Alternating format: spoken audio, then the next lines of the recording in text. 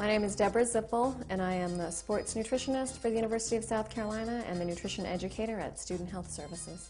My name is Andrew Gackel. I am a third-year student here at the University of South Carolina. I'm Nikesh Amin, and I'm a junior. My name is Ben Lyles. I'm a freshman. Owen McKagan, OwenMcKagen, and I am a third-year freshman, junior. My name is Blake Arambula, and I'm a junior, my third year. My name is Zachary Owen. I am a junior. Sarah Frederick, freshman. Daniel Baumgartner, and I'm a freshman. I'm Brandon Broadus, and I'm a freshman. My name's Farah Kovlawi, and I'm a first-year exercise science student. All you can eat. All you can eat, can eat. All you can eat, can eat. All you can eat, can eat.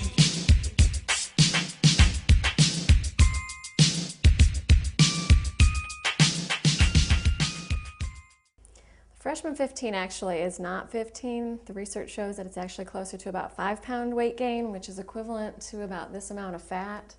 This is 5 pounds of fat. So when freshmen are worried about the actual 15-pound weight gain, it's actually only about between 4 and 6 pounds.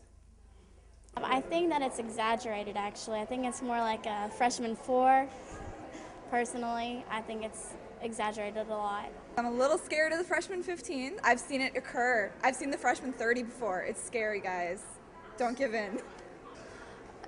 Kind of, but for me, I'm trying not to do it just because I walk so much now, and my high school lifestyle was worse than my college lifestyle.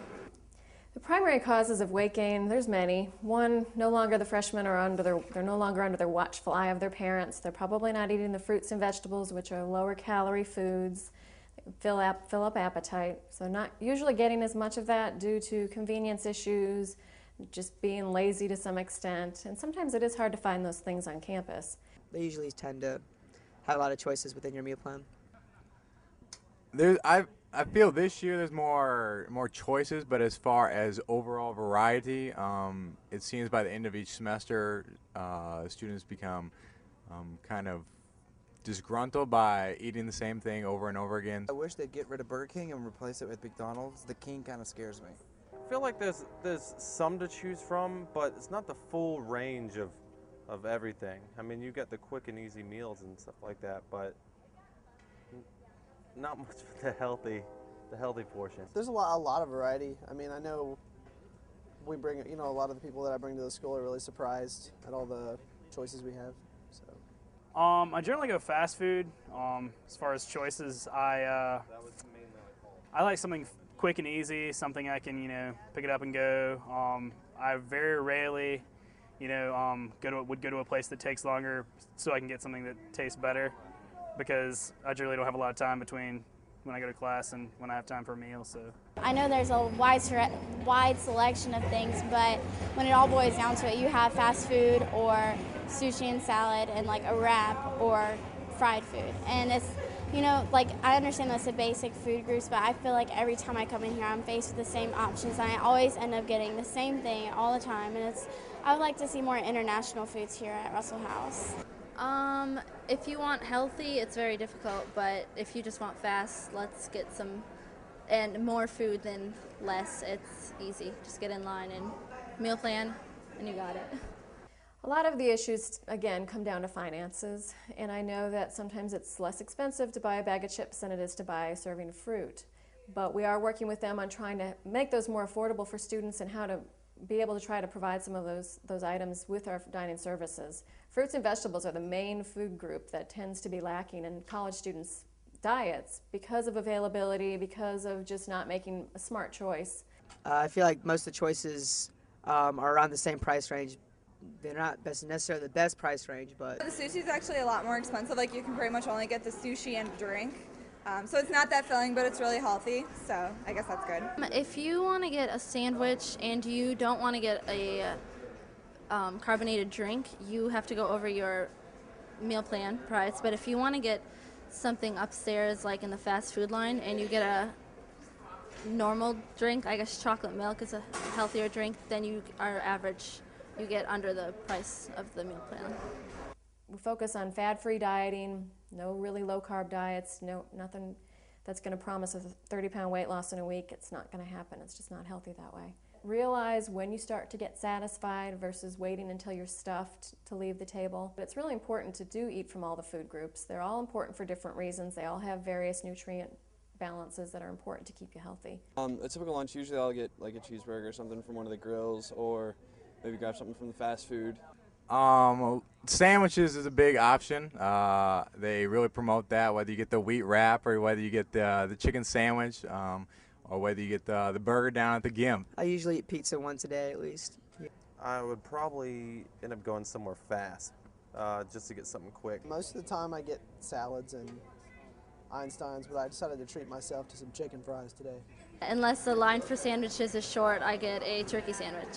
The key is the portion size and eating whether or not, if you're hungry. If you're hungry and you're up studying until 1 in the morning, have something small. It's making better choices at that time of night when you're tired and hungry. Sometimes those choices tend to be the lazy, higher fat choices, but if you have a goal in mind, try to make some better ones. For lunch today, I had pizza in Gibbs at Capstone. I had a cheeseburger and fries today. This morning I started with a Pop-Tart, and then I went to class, and then after that I had chicken wings for my first lunch, and then my second lunch we went to a Chinese restaurant where I had chicken lo mein and 10 sweet donuts, and then I just ate again with basil soup, tomato basil soup from the Gimp, and I think I had a banana, chips, and a wrap, and I'm fixing to get some ice cream. This afternoon I had some food from Taco Bell, a taco and a little salad from there. I had a bagel and some apple juice for lunch, and I just had some chicken fries and a Pepsi for dinner. I had Pizza Hut, and some breadsticks and a drink from Pizza Hut too. And I had a smoothie for dinner. Today I've had 2 yogurt parfaits. I'm about to have a coffee and some muffin and sushi. Well, today I had Chick-fil-A, and I just had some Horseshoe Deli. I got bagels and chicken noodle soup. People, again, come onto campus and tend to experiment a little bit with alcohol and drink more than they probably should. It's a lot of calories. One beer is 100 calories. You have 6 in a night, that's 600 calories. So weekend binge can actually turn into significant weight gain, which is where the term beer belly came from. For me, I have nothing to say about alcohol. I don't drink, but I know that everyone knows about beer bellies, so. Drinking can be an unhealthy decision. It is a university atmosphere, so that does exist. Beer does not figure into my diet. I'm strictly like a girl. Alcohol is a very, very social thing with me and my friends, so if we do drink, we drink a lot.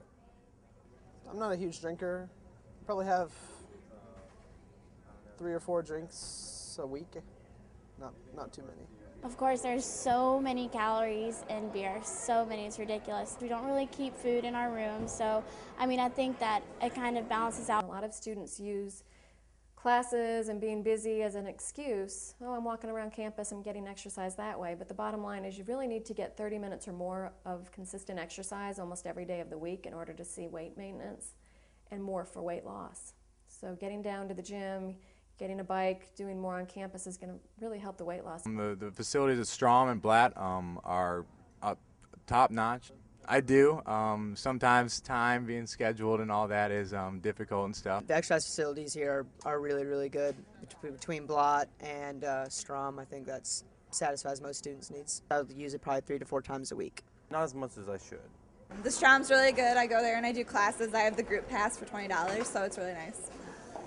Yeah, I use it 2 to 3 times a week, if I can.